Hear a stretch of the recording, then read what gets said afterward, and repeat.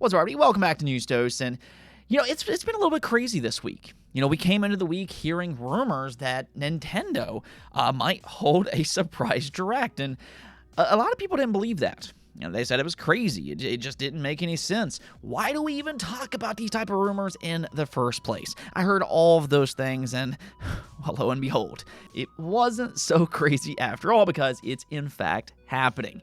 Yes, this is factual information now, so we're going to talk about that, and also the amusing turn of events that PlayStation gamers actually seems to want Xbox games despite all the years saying otherwise. So make sure to stay tuned for all of that. But first, I do want to thank my supporters on Patreon and on YouTube memberships. Thank you just so much for what you do, and you will receive this video through early access. Let's just go and get right to things, though, starting off with The Witcher 4. Now, if you were hoping to play The Witcher 4 within the next 2 years, well, unfortunately, CD Projekt Red confirmed that will not happen. In a recent earnings call, they repeatedly stated that The Witcher 4 will not release in 2026. So seemingly 2027 will be the absolute earliest for its release window. And I mean, quite honestly, I was already kind of under that impression anyways. I never really expected it to be out by next year, but from what I've seen online, some people did. I guess they saw the CGI trailer as an inkling that it could come sooner rather than later. Unfortunately, though, this is really just the reality for modern AAA games. Gone are the days when we saw fast pipelines between AAA releases from a given studio. I mean, we can even use CD Projekt Red as a clear-cut example for that. If you go back and look at the original Witcher trilogy, they released those 3 games in a span of 8 years. And, just to kind of put that into perspective, by the time The Witcher 4 releases, that will be at least 7 years since their last game being Cyberpunk 2077, which released back in 2020. What I kind of say here, though, is that even though I kind of criticize studios for their long development times, I do think The Witcher 4 is one of the few games that can justify that longer development cycle given just how popular The Witcher 3 was. That game alone sold 50 million copies, as crazy as that sounds. So as long as The Witcher 4 lives up to the same quality, and hopefully it does, then the wait should be well worth it for really both gamers and for the studio alike. Oh, and Sony just revealed their next wave of PlayStation Plus Essential games, and I mean, looking at this is actually a solid month for subscribers. You can see here, come April 1st, you'll be able to add RoboCop Rogue City, the Texas Chainsaw Massacre, and Digimon Hacker's Memory to your collection. Now, I'm not so sure about the Texas Chainsaw Massacre. I've not tried that game. I've not really heard much about it either, but these other 2 games are more than solid. As some of you may know, I do have a bit of a soft spot for the Digimon series, and the Cyber Sleuth games are really some of the better Digimon games that you can play. They're just good, solid turn-based JRPGs where you can capture, train, and digivolve your monsters. I mean, I'm not going to necessarily say that they're the best JRPGs to ever exist, but if you like the Digimon series, as I very much do, then I think you'll appreciate just how good the Cyber Sleuth games are. And then as for RoboCop Rogue City, this has been a fan favorite since it released last year. I've never really been a big RoboCop fan myself per se, but I saw a lot of people include it on their Game of the Year list last year, so, again, it might be worth a try, especially if you like the RoboCop series.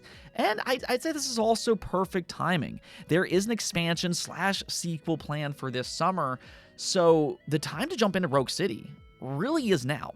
Again, all these games, though, will be available for PlayStation Plus Essential subscribers come April 1st, and no, this is not an April Fool's joke.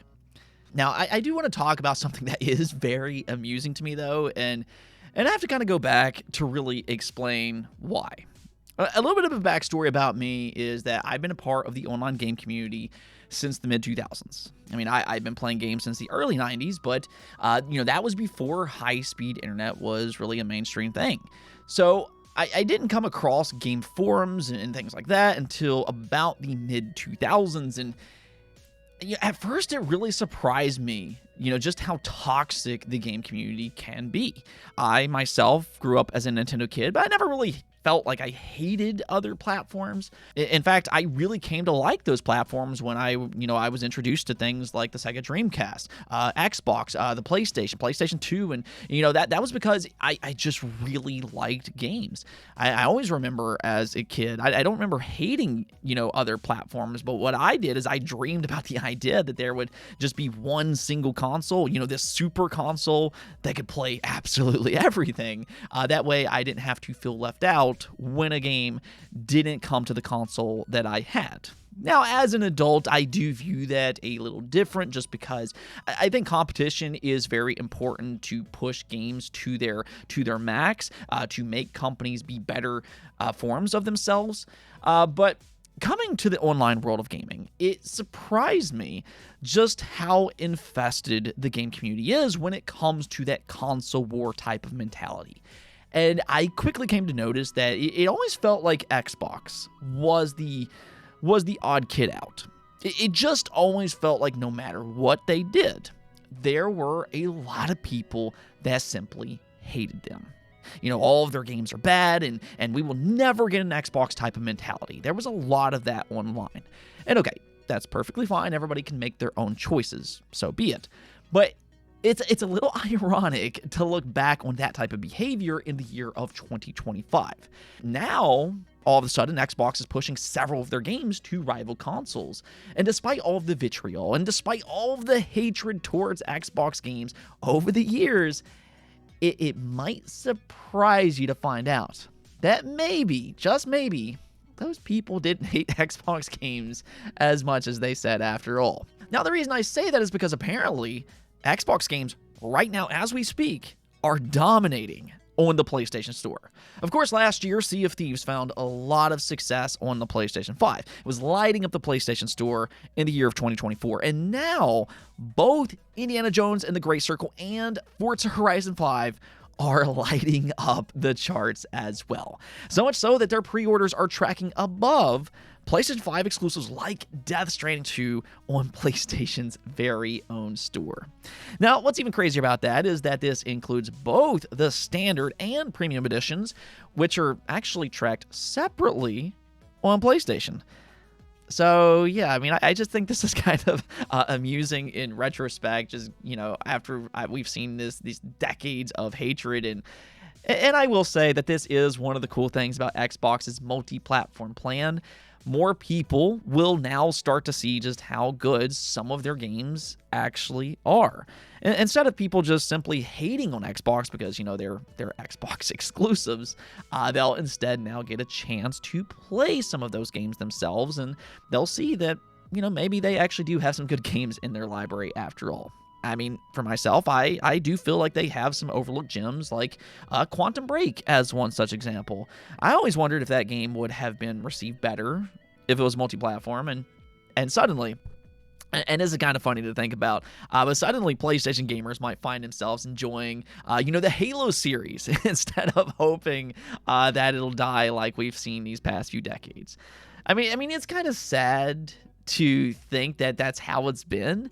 But, that's just the reality of the situation, and that's the toxicity that comes from the console wars that we've seen for such a long time. Here we're seeing it, though. Apparently, PlayStation gamers do want Xbox games. They just don't want an Xbox console, hence the reason, that's why Xbox is reaching out to them instead. Okay, now one more thing before we go. The rumored Nintendo Switch 1 Direct was, in fact, a real thing after all. Nintendo just confirmed it. It'll go live on March 27th at 10 a.m. Eastern Time. And here's what's really interesting about this specific Direct.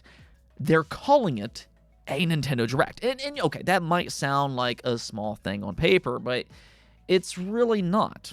What that means is that this is not a partner showcase. It's not an indie world or anything like that. This is a general Nintendo Direct that will go on for 30 minutes. So that gives them plenty of time to reveal both first-party and third-party games as well.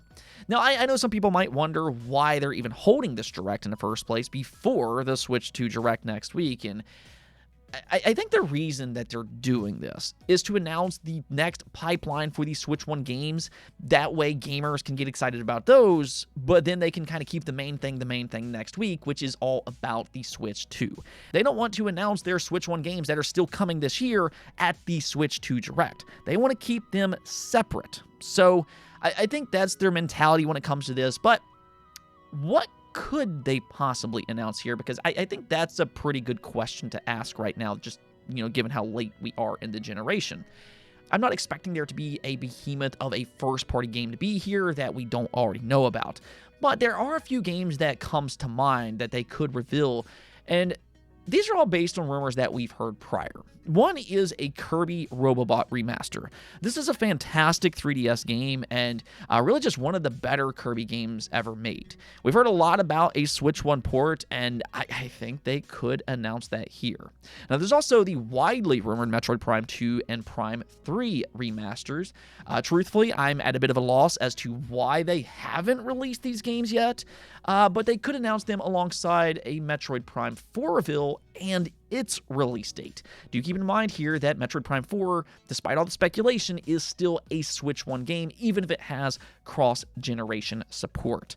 So we very well could have a release date and reveal for Metroid Prime 2, 3, and 4 in really less than 24 hours, which is very exciting to think about. Then there's also a Fire Emblem remaster that we've often heard about, and then of course, we can't have a Nintendo Direct speculation video without talking about the widely speculated Zelda Wind Waker and Twilight Princess HD bundle.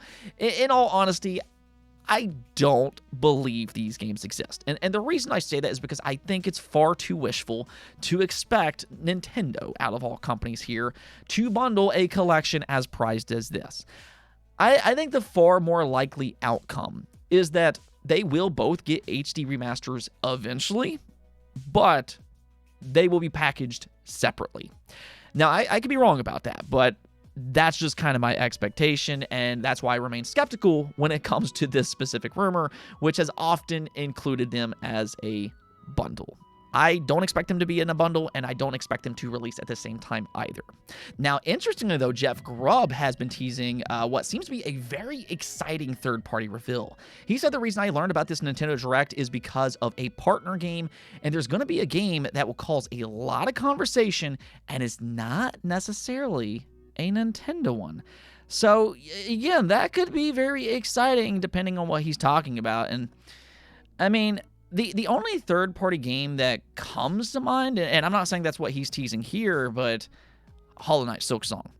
I know I'm going to go ahead and put my clown nose on here, but there were some updates on the Steam database here recently, so maybe, just maybe, it'll finally be time. Either which way, though, we're not going to have to wait all that long, and of course, I'll be back tomorrow to talk all about what Nintendo revealed. Anyways, though, that's going to be it for this episode, but until next time, make sure to subscribe, ring that bell, and peace out.